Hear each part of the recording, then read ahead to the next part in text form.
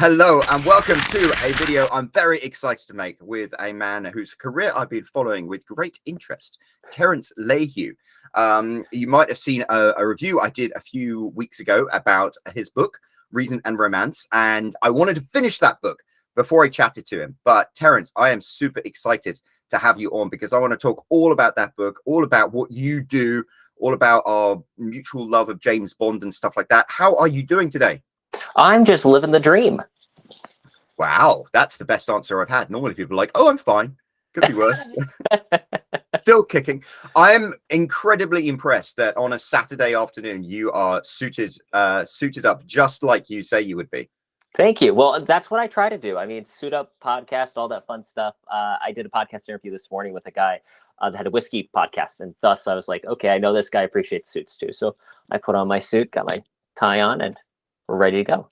I feel underdressed, which normally I'm not. But Terrance, thank you so much for joining us. Now, first of all, let's just get a bit about you. You live in Des Moines, is that right? Des Moines, Iowa. Yeah. Des Moines, as I sometimes call it. It's literally the heartland, middle of the country, that part you fly over, and I can't blame you. I had one buddy that was like, the thing about my book is that because part of it's set in Des Moines, they're like, it actually makes you think that Des Moines is a real place and that Iowa isn't just one giant cornfield. So I like Bill Bryson, and his first book, I think, starts off with "I was born in Des Moines" because somebody had to. It's true. John Wayne, one of my favorite actors, was born just about an hour south of me, believe it or not, in an even more remote part of the country. Now that is crazy. I have flown over Des Moines a few times. I call it Des Moines because which is hugely embarrassing to me. But that's one of those words I've only ever seen written down and never had a need to use it in real life before. And so much of it is based on location. So like there's a place in Missouri that I have to go to for work called Versailles. But if you read it, it's Versailles. But of course, there's a whole bunch of Missouri people. So I turned one day to some guy that I knew had family there. And I'm like, how do you guys pronounce this? Just so that I don't look ridiculous when I show up calling it, oh, yes, I'm in Versailles, Missouri. And I would say Versailles because I used to be a tour guide in France. So like isn't that interesting? What a weird thing English is. Yes, it's amazing the way that our language just evolves as time goes on. At one point, we pronounced the K in night, and it was called Kalakt. I've looked in a lot of that because I'm big on Shakespeare and stuff, and the way we pronounce Shakespeare compared to how we do it now is like totally different. So, question for you: what's your favorite play of Shakespeare's, or is it hard to narrow? I have a fondness for Henry V because I did that in school. I love The Merchant of Venice because I love like the whole conceit of like the pound of flesh and all of the different undercurrents, and there's that beautiful equality of speech that Portia has, and then there's Shylock's speech about, you know, if you prick us, do we not bleed? I think that's probably to me his most interesting play, and I love Midsummer Night's Dream just because that's just magical. Literally magical. I'm just starting to get into Shakespeare, and so I done like the BBC audio versions, and I'm starting to, as I'm making my rounds, try to get them in. As a kid, I was big on Star Trek: The Next Generation. I always used to think Patrick Stewart was so sophisticated because he would quote Shakespeare, and then when you get to my age and become a tedious old man, you start doing it. But okay, first of all, we know each other through the Bond community, which I love. You're clearly a James Bond fan because you have a picture of Sir Sean behind you. Actually, that's me. Oh, is it? So what I did was last year, so I work in agriculture, and I've always joked my tagline is I'm the James Bond of agriculture. And so I had a friend who was a photographer, and I asked her, hey, do you mind after church on Sunday, let's just do this photo shoot of me like next to a cornfield doing like these Bond poses. So I went to church wearing full black tie tuxedo. And then afterwards, we went out back and took those photos, and I put my personal 00T logo, which of course looks nothing like the Eon licensed 007 logo, up on the top, and I made my own poster. That is fantastic. And how did you get into podcasting? I mean, you work in agriculture, you're and you do ghostwriting. Yep. So I got into podcasting because I did a podcast called The Intellectual Agrarian, and technically it's still in hiatus. The whole premise was that there are really smart people in agriculture, but you may not have heard of them. you might not hear of them. So this was back in 2018, 2017, at a time where podcasts were, this is pre-pandemic. Not everyone bought a Yeti mic by then. So I was doing that show. I enjoyed it. I loved it. It got to the point where I was aware that I wanted to have conversations beyond just about agriculture. That's why I started doing Suit Up and a couple of other things.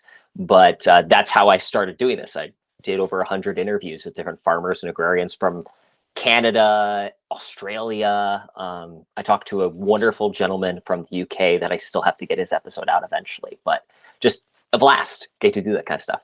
That is wonderful. I grew up on a farm. So oh, really? Yeah, my mother literally wrote the Book of the Pig. That's how I got into writing, and we had like rare breeds and things like that. So it's fascinating, but it's such like Suit Up. It's such a departure from that, and I love it because you seem to be into the same things I am: dressing well, drinking with. Oh yes. Oh, speaking of which, I do have a little libation with me as the conversation goes. I don't know if you've had Writer's Tears, but this is by far one of my favorite whiskeys to just enjoy a little. I have indeed had that. I think it's made by Redhead Distillery or something like that. Probably. They said produced in for Walsh Whiskey, Carlow, Ireland. I'm delighted. I was told to try their double oak at some point. I've had that. I think I've fueled a book by writing Tears. I enjoy that very much. Irish whiskey is always a good one for writing. Oh yes. So, I don't know. I am a writer. I write romance novels. I've written and published about 30 of them, 20 of which are pretty good. I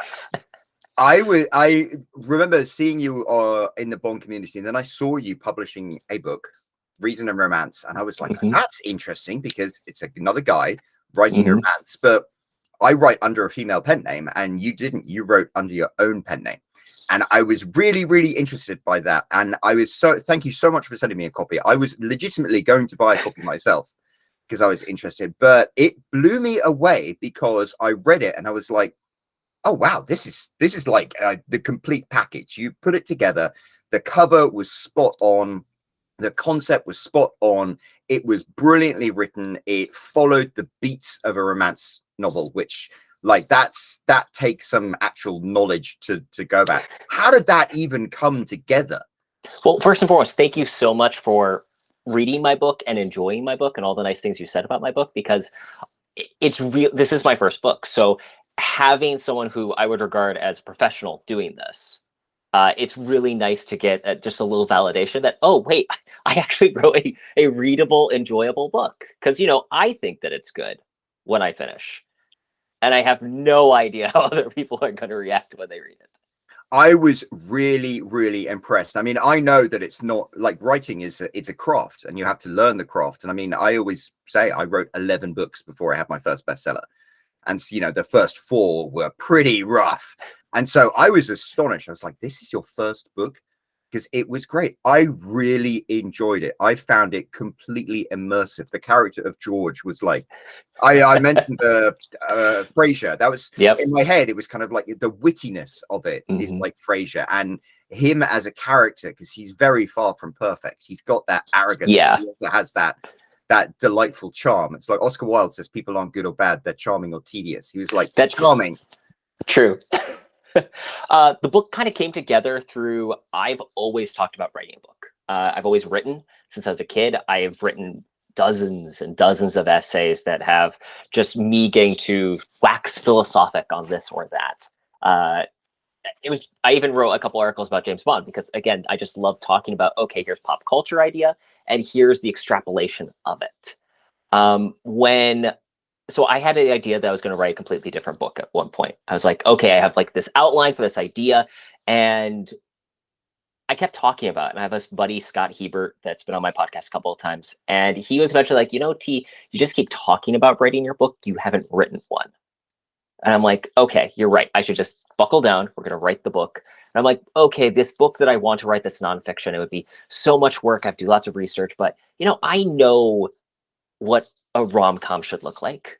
And I had this like party joke idea. What would a romance novel from Jane Austen look like if it was written from the man's perspective? I'm like, okay, so I'll write that. It can't be that hard, right? Cue foolish laughter. And So I decided I was going to write that, and I did, and it took multiple revisions. Originally I was going to write it set in period, but I made like a chapter through, and I'm like, yeah, forget this. And then it eventually evolved into the book we have now. That's so interesting. You thought about writing it period. I think I love the fact that it's contemporary. And one of the things that I find really, really engaging about it is this world you create, which I guess is like Des Moines and that kind of area, vividly comes to life. It's like I can imagine going to the coffee shop. I can imagine going to his editor's house. It's like it was very good the way you had kind of like the iceberg approach, where you didn't necessarily say a huge amount, but it all came together in a believable scenario. And I thought that was very adeptly done. Thank you. One of the things that I personally always feel like I struggle with as an author is like, I love Ian Fleming, obviously, but Fleming can write a whole page just description, and it will be amazing description. I mean, but that's the part of the book that I usually skip through, because I'm not interested in hearing the minute details of how a wall looks. Or I love thrilling cities, but there are parts of it I kind of start glazing over. So when I wrote my book, I wanted to maintain a minimal amount of description. I wanted the audience to populate it more in their own minds, rather than try to, unless it was necessary, define what something in the background was. And I wanted the dialogue to be the main thing, because that's the part that I love reading, is the witticism, the back and forth. And then when the narrator kind of puts in a little bit of that wry commentary on what's going on. Those are actually the things I love most about Jane Austen. If you've read Emma or Pride and Prejudice, criticism that Austen got was that her books were nothing but people sitting and talking. And so she wrote Emma, which was nothing but people sitting and talking. And that's kind of what I want to do, but have it in interesting contexts and situations. Yeah, I thought it was like brilliant. The Frasier type of dialogue, the strong characters and stuff. Now I have to ask, you're a guy. And I'm a guy. When I started writing, I wrote two adventure stories, because I wanted to write adventure stories before I went into romance. You started straight off with romance. I mean, were you inspired at some point to maybe write an adventure story, maybe write a spy thriller, something like that? So definitely, I mean, what guy has not thought to themselves, I'm going to write a badass Bond novel, basically. And while I think that that would be fun, I know that's not necessarily my lane. I enjoy those stories, but I'm not certain that like the spy genre specific would be what I want to write. My next book actually will be an adventure story, but it's a swashbuckler. I love things like Errol Flynn, as much as I do, or Indiana Jones. I like treasure hunts. So my next book is going to be an adventure treasure hunt, but I just sent my second draft to what I call my developmental editor council, basically like, okay, is this readable? What do you think? And my mom's reaction was, you do realize you wrote another romance, right? I'm like, no, but that's the subplot. That's in everything. And shockingly enough, I swore I'd never write another romance novel, yet I've got like an idea for 3 or 4 more stories, and I'm like, these are all romances. So I guess I'm just going to embrace the fact that I actually like writing this.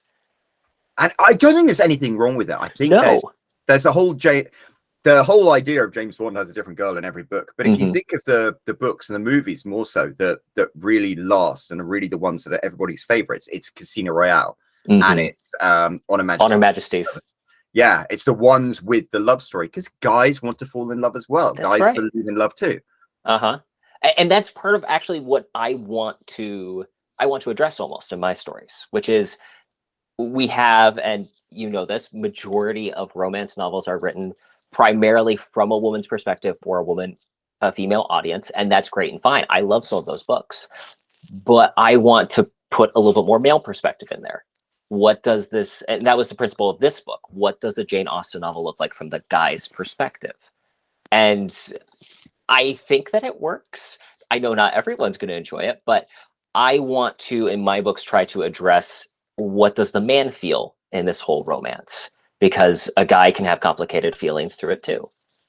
I think that's absolutely true. I mean, people joke that like romantic comedies have ruined realistic relationships for women, just as pornography has ruined real relationships for men. It's like, they're completely one-sided. And it is so interesting to come at things from a male perspective. I mean, talk to me about it. George, as a character, Is there any of you in George? Oh, definitely. But for the same reason that you can probably say there's a bit of you in the male characters in your stories, or even some of the female characters. I mean, I think that as a writer, we probably put a little bit of our own soul in most of the characters we write at some point. However, I will admit with George, it was a little easier in the fact as I would go, okay, what am I like on my worst days? My most arrogant, how would I be? And that's kind of what I decided to take as the template. And then he evolved his own little subtleties from there. And that was the part that was fun about this. And I'm sure you've experienced this too with writing your characters when they start to take on actions of their own. Like I Yeah, know what way I want the scene to go. And then the scene I knew it was Margaret is playing chess with George. And she's like, well, you just like her because she's easy. And that was not in my plan. That was not anything that I was going to have written. But Margaret just said it. And I'm like, oh, well, now we have to deal with that. I love that. And I totally agree. It's like the characters take on lives of their own, which is part of the delight.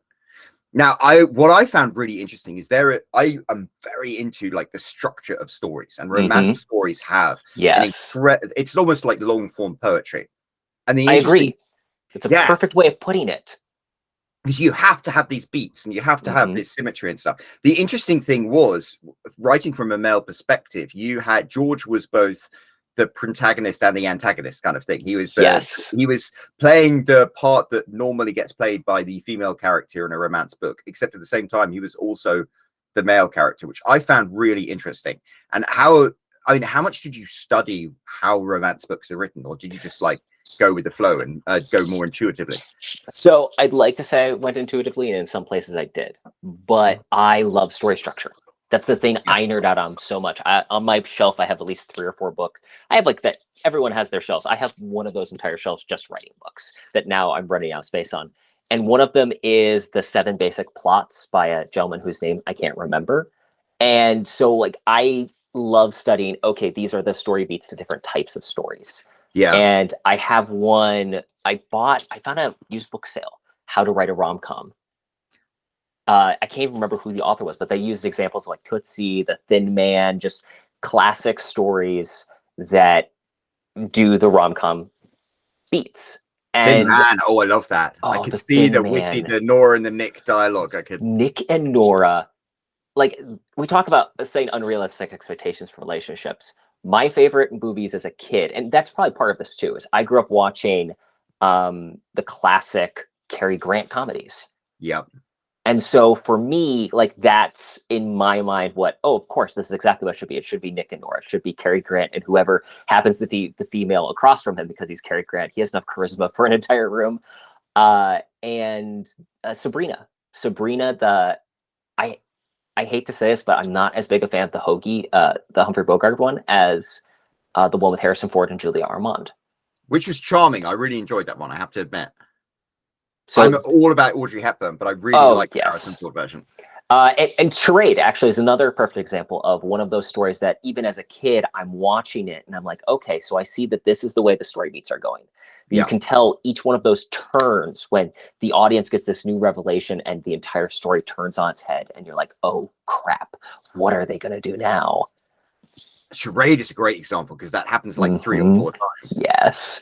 And I love it. Those are the types of stories that I loved as a kid. So I've always been aware of story structure and I've always paid attention to how the story beats work. So I don't know how much of this was the fact that I read the books versus I watched the movies so much as a kid.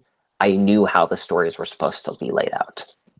Now, there's one thing you do that's very, very different in it. And I'd be interested to know whether you know what that is. Or I'll be curious to hear what it is. Margaret is pursuing George. Yes. And that almost never, ever happens in romance. That almost never happens in fiction in general, which I find so interesting because I know in real life, you know, men chase women until they allow them to be caught. Yes. I found that a really interesting. What inspired that? The 2 reasons. One, I mean, I'm writing the book, so I'm like, okay, fantasy moment. What if the girl actually was the one to be the most interested in it? That was part 1. But then part 2 was, okay, given what I know of the personality types here, because I'm a big fan of Myers-Briggs. So like Yeah. when I chart my characters, I'm like, okay, this is their personality type here, this is their personality type here. I knew that the only way George was probably going to work in terms of getting with the girl was if she was going to take a little bit more action. I just knew that that was going to be a necessity to get the story to where I wanted it to go. Plus, I thought I could make it vaguely believable, and I hope it is. Because It is. while George is a jerk, he's got good qualities. And you have a few really good moments where she sees him as more than just the bluster that I think work quite well. But at the same token, he'll immediately follow up with doing something incredibly assholish. But she sees him, and I love that. I mean, I think that's what makes it work, because you kind of reverse the genders and you have him as the protagonist, and it's not going to work unless she's playing in some ways the Mr. Darcy role of kind of like chasing him. But yeah, that as well. To me, when I was reading, it's like she sees him as the good person and likes him, even though he's got the bluster and the assholish bit. And it's very validating. I think that's what makes the ending come together when, he, again, you write that story structure where he has to make this realization, this sacrifice, this admission. And it's like, it works because of that. And that was something I was very conscious of, because one of my favorite books is John Truby's The Anatomy of Story.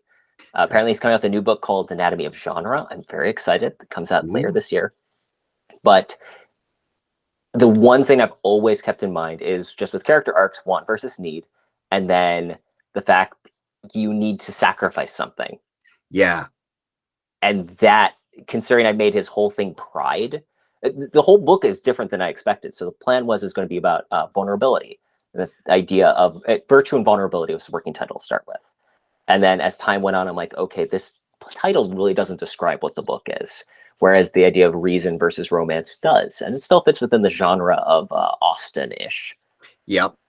That was that worked really well. Now, the other thing is, George, I don't know, this is my thing. I can't, you normally imagine men to be pursuing everything, every woman, and having a lot of pressure to like get into relationships, have relationships. George isn't like that. So where did that come from? The whole idea, he was pretty standoffish. He had that one relationship that didn't work, and then he was just like, screw it.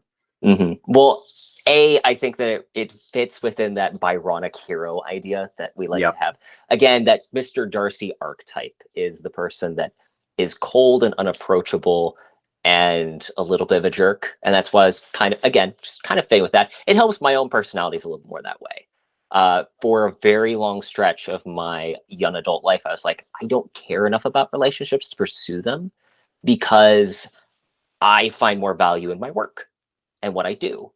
And so, of course, eventually I did get to the point where I'm like, I should probably start doing something about this. But still, there was a very long stretch where I was like, I just don't care. And I'm going to do the stuff that I enjoy doing, regardless of the idea of relationships. Granted that in hindsight, probably a few girls would have talked to me more then. But, that's besides the point. Hindsight's always 20/20.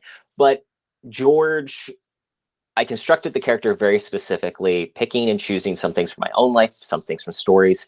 And again, just trying to stick with that archetype of let's write someone who's a little. I read a recent thing where INTJs, that's my personality type, like writing people that are a little broken. And whether that probably wasn't on purpose for me, but it's definitely true, I think. The characters I'm most interested in writing about are flawed and damaged in a certain way. And in this case, I was able to, I think, give a really good reason for having that. Originally, I wasn't planning on having any explanation for why he was the way he was, because I think people can just be that way. But the more I wrote it, I realized, okay, adding Cynthia in the end worked really nicely. It really did, and it kind of like it all brought it together. And I don't know, I was quite impressed by that, because it explained things, and I think it, to me, that justified like his brokenness. But at the same time, writing about broken characters, I love that. Why do I love Frasier as a character? Because yes, snob, and you can see it justifies. I'm a bit of an arrogant snob, and therefore it kind of like allows you to. I knew we'd get along. I know. I'm like, we're birds of a feather here, aren't we? So okay, and what was the decision to self-publish, which I think is definitely the right decision to go? Definitely was the right decision to go. I think it was primarily for the fact that I'm an impatient person.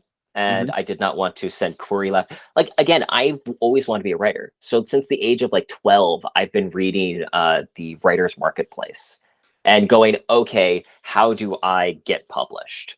Now, admittedly, it's taken time to get to the point where I think that I'm a competent writer. But I've always known, okay, you send stuff off, you get rejections, you send stuff off, you get rejections. Like self-publishing, I don't have to worry about that. I just pay them the money, my book goes out, and then we'll see how it does. But you're startlingly competent in the way you package it all together. I design covers a lot, and I always say your cover, it's almost like a dress code. You know, James Bond goes to the ambassador's reception and he wears a tuxedo because everyone's wearing a tuxedo. And if you want to be a successful book in a genre, you need to be wearing a tuxedo. And your cover fits in with Tessa Bailey and fits in with Fiona Walker and fits in with so many books that have that style of cover that's like an eye for detail that very, very few first-time writers actually have. Thank you. Where did you cut? Did you just do the research? You're just smarter than the average bear?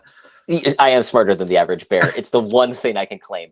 What ended up happening was, so I published my book through BookBaby, which did an amazing job of helping me through the process. I can't say enough good things. Loved working with them. But I was like, I don't know. I'm not a visual person. Like all the design stuff, like my logos, everything, I'm like, okay, I have a basic idea. It needs to have these notes of thought, but I don't know what those pictures are. So I gave them like a very, very vague idea of what I wanted. And they're like, okay, could you do us a favor? Here's the suggestion. Look at the books you want to be like and their covers and tell us what you like about them and then attach the pictures. And so I did. I went on Amazon bestsellers for rom-com genre. And I'm like, okay, these are the covers that speak to me. And this is why they speak to me in these ways. And then I sent them the info. And I mean, it took a couple of different ideas. The one thing that changed specifically that I'm glad at is I did not know how to make it work, but I wanted, okay, he's the thinker. And so having that pose of the thinker, it turned out much better than I expected. So I was very pleased with the cover, and it was just a little research. And I don't know, there's still things I'd change about, but I think that's the writer in us when we're like, okay, well, we know we can do better, but I'm excited to see what the next one looks like. Yeah, and the next one you said you're writing, it's going to be an adventure. We have to talk about our mutual love of Indiana Jones. Indiana Jones is huge for me. Yes. Okay. So I'm not certain if you saw the photos, but I was at Comic-Con last week and I went as Indiana Jones and it was awesome. I had my fedora on, my Wested leather jacket, which is the actual company that makes the leather jacket for the movies. And I had my whip, my bag. It was awesome. I've always loved Indiana Jones. It's literally one of those keystone moments as a kid, seeing Raiders of the Lost Ark. Yeah, which was a romance story. Yes. You think about it, if you rewrote it, you could just focus on the Marion and Indy love story. Exactly. Well, and that's what I love about your books, as an example, is that they are more of, you get an adventure story with the romance just being the predominant theme in it. Because really, at the end of the day, all of these different arcs that we have in our own lives, the stories that we tell about them are just zooming in a little bit more with more focus and clarity on one strand versus another strand. Yeah, and I mean, that was my shtick. I wrote a couple of novels and I was like, you know what? Nobody wants to see a white British guy writing adventure novels like have been produced before. What can I do that's different? And I like romance. Always read romance. My mother was big on romance. And I was like, I'll tell the action adventure stories I want, but I'll focus on the love story. Yeah. And that I really enjoy, and that was like my shtick. And then I really enjoy doing that. And I think I enjoy it a lot more because part of it is you come up with the female character who you fall in love with. And it's kind of fun. You get to fall in love every time you write a book. And she falls in love with you. And there's that validation, which I enjoyed about your book. There was this whole idea of Margaret seeing George, warts and all, and still liking him. And my female heroines see our heroes who are flawed because I get to present that male perspective, which you don't get in female. Yes. And she still loves you. You do a great job at and I think it's because at least the books I've read that you've written so far, you change perspectives every chapter, and so you do a great job of being able to balance her thoughts versus his, and that's the thing that I find interesting. Again, I love studying the actual art and craft of the writing. So when you're doing something like that, you're able to so beautifully, and this is something I say that I love about Austen, is it's how you guide the camera. And I know they would have a different way of phrasing it, but it's holding the frame in different spots.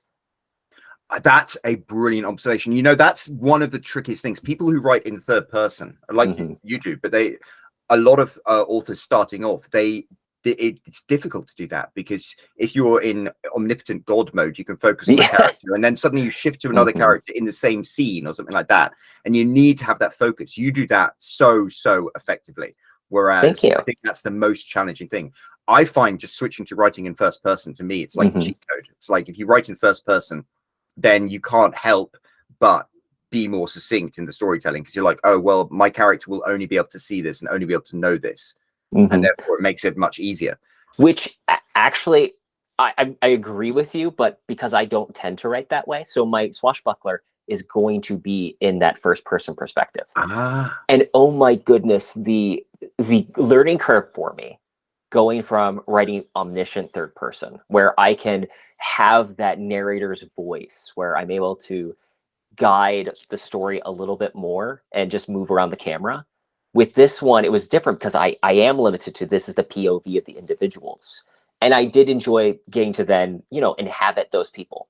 Like, it's a story of two brothers. So each brother is different. My main concern by the time it's done, do they sound different enough? And apparently they do, but it's interesting.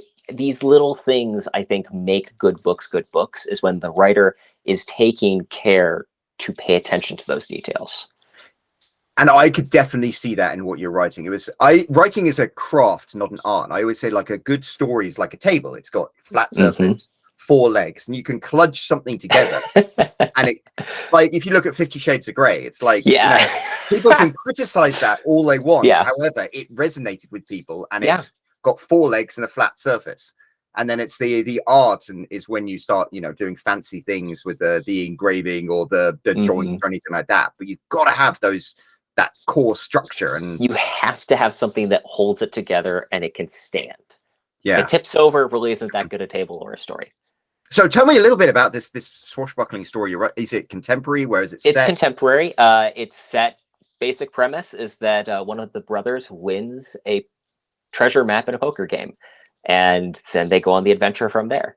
I'm still second draft, so we've still got at least 2 more to do, but the plan is it'll be out by March or May, probably May of 2023.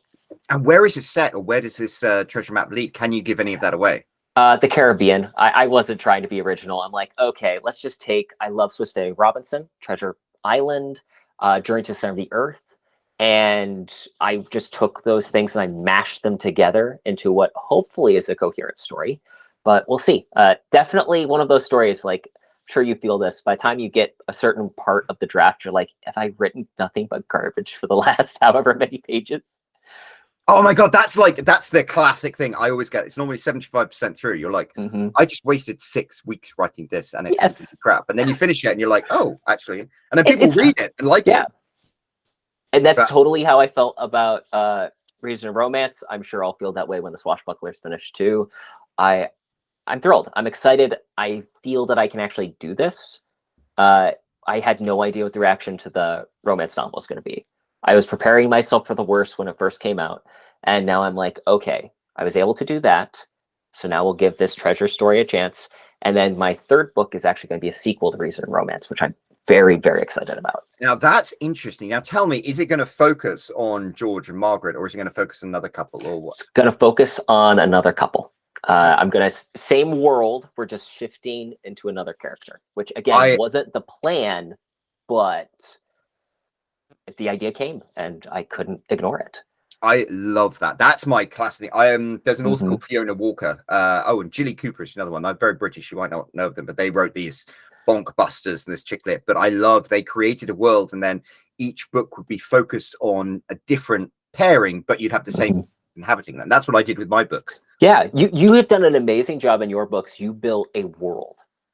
Literally. You built I think of things a little bit of business stuff like infrastructure. You built the infrastructure to make stories. You basically made like that. You set the stage and filled it with characters, and then we're able to move from character to character. And I think that's brilliant because that's how you keep a good series going. As much as I love, again, I'm sure we're going to touch on Bond, but I love James Bond stories. The James Bond stories have always focused on Bond, and that works. But how, like I read Brad Thor. I've read some of his books. I struggle to keep reading past a certain point because I'm like, we're starting to stretch my credulity for his age. And that's what happens when you make the entire story about one character instead of having a pantheon and a world of people that you can focus and work around. And that's why I'm really curious about Kim Sherwood's new book, Double or Nothing, when it comes out, because I'm interested. I'm curious to see how it goes. Oh, I got to interview her. It's going to be very interesting. But So excited. It's kind of fun because I was talking to her about the whole idea of, you've got the Ian Fleming books, and then you have Colonel Sun, which is Kingsley Amis, and then you have all of the John Gardner books, and the Raymond Benson books. And the Raymond Benson books kind of contradict the John Gardner books. And then you've got, Jeffrey Deaver wrote one set in the modern day, and then you've got William Boyd wrote a book set after the Man of the Golden Gun, and Horowitz wrote one set after the Man of the Golden Gun, which kind of cancels that out. It's almost as if each of the different things are their own universe. It's like you've got the Gardner verse and the Benson verse, and then we've got the Sherwood verse. And I think I'm really excited to see what people think of the whole idea of James Bond being missing and focusing on other characters, because I think that's almost what we need right now. We've got Bond overload. And again, this is the thing that so we touched on Indiana Jones. I absolutely love Indiana Jones. I've actually gone through, because we've only got 4 movies and we only want to watch 3 of them. That's honestly the hardest part. I'm probably a bigger Indiana Jones fan than I'm a Bond fan, but it's only because, but at the end of the day, I've only got 3 movies because I don't watch the 4th one. And that I'm really excited about the 5th. James Mangold directing, like that's the right pairing. Yep. But I started reading the books. I read all those Young Indiana Jones books as a kid. I watched all of Young Indiana Jones. And what I love about those stories is that they are adventure serials at the end of the day. Yeah. And they're based on the classic adventure serials, aren't they? They do. And I've read some of those originals. So one of those projects that might never happen that I'd love to write is a book about all the influences of Indiana Jones. And just call it Dr. Jones, I presume. Oh, I like that. Yeah. Because which movie was it with the leather jacket and the fedora? And that was the Treasure of the Incas. That's it. I've seen it. Oh, it is amazing. The other one is I can't remember. It's basically Charlton Heston versus ants. And if no one has seen this movie, they definitely should. I can't remember the name, but basically, Charlton Heston is being an extreme misogynist to this woman that he's basically bought as his wife right from the start. And you're like, oh, wow, I forgot the 50s were that way. And then you realize, no, this is intentional. The whole point is that he is this kind of asshole. And through the story, he's redeemed through it. It's an incredible movie. Again, it's one of those things where it's a romance story, but set in extreme circumstances. It's fascinating. I cannot begin to say how much is a film that should be watched. I just wish I could remember the name off the top of my head. And I know Steven Spielberg wants to direct a Bond movie, and he wasn't allowed to. Yes. So that's why Temple of Doom starts off with him in the white tuxedo. Exactly. Apparently, it was a conversation between Spielberg and Lucas because, of course, they're buddies. And Spielberg's like, I want to direct a Bond film. And Lucas is like, I have something better. And then pulls out the concept art he had for Indiana Jones. And apparently, both of them loved those adventure serials, and thus Indiana Jones became born. And just chef's kiss. He's literally the pinnacle, the ultimate culmination of all those adventure stories that are just classic serials, or even David Dodge is the name of a guy that wrote To Catch a Thief. Yes. He wrote a series of adventure stories. Not Treasure of the Incas. I have one of them, but he wrote this long series of this one character, going on these archaeological adventure things. That is, again, just some of the sources that they pulled from to create Indiana Jones as literally the adventure archetype. I don't think anyone's going to be able to replace Indy. I mean, The Mummy got really close, but that is literally the archetype of what an adventurer is, because it pulled from everything that had come before. And I was inspired by your pictures from Comic-Con, and I watched The Last Crusade with my, Oh, and it's like addictive. You sit down and start watching, and it's like you yes. cannot stop. Right from Mm-hmm. River Phoenix playing the young Indy Jones to the whole thing. It's like Last Crusade is just, I mean, obviously Raiders of the Lost Ark is like the perfect one, but Last Crusade just has that. So I'd good. argue Last Crusade is my favorite out of all of them. The Raiders is amazing. It genuinely is, but I think by the time you get to Last Crusade, they have all the characters dialed in so perfectly. And you also get Sean Connery playing the dad. Yes. And that's just awesome. And I know for me, that was like really interesting thinking about my own relationship with my own father. And that was one of the reasons why that movie worked so well for me. Mm-hmm. It's so good. It's hopefully Indy 5 is going to be amazing. I do like the bike chase in Indiana Jones 4, just because you know me, I'm That's true. That's true. Yeah, so you could just take that and I'll be happy with that. Then for the aliens and stuff come in, maybe. You know, again, it's one of those films that I should do a rewatch at some point. I remember even as a kid watching it and going, oh, this isn't particularly good. And that's part of the reason why, though, I'm excited to see Mangold come in. Yeah. Because while I love when you have like Spielberg doing Spielberg, at the end of the day, if you keep the same creative team, and you can even see this a little bit in the Bond franchise during the Roger Moore years. Well, I love that idea of having your consistent cast and your consistent creative team, unless you shake things up a little bit, you're going to get the same stale product eventually. And I think that it was time to get some fresh influence. And since Mangold is a fan, it's going to lend a different perspective. They also brought in Phoebe Waller-Bridge, and I just love Fleabag, so I'm excited to see if, like, I can't remember if she did any of the writing on it, but just the fact that she's going to be in it makes me a little bit more excited. Now, she wrote the screenplay for No Time to Die, and I think her elements that you could see she brought in were just brilliant. I remember all of like the clickbait stuff, and I'm like, I don't know. Then I actually I'm like, okay, I reserve judgment. I'm going to watch Fleabag, and I'm like, oh no, this is the right person to be in. This is the right person to write some Bond dialogue. Yeah, so I'm really excited by that, and I think you're absolutely right. Having the same creative team, I watched A View to a Kill the other day, which is charming in the context of all of the other Bond movies. Yes, as a standalone movie, it's like it is pure unmitigated garbage. Yes. Which I find so interesting. I feel so bad for saying that, but it's like it's charming in the context of all the other Bond films. Mm-hmm. Soundtrack is amazing, but it is just soundtrack garbage. The best part of the entire movie. Yeah.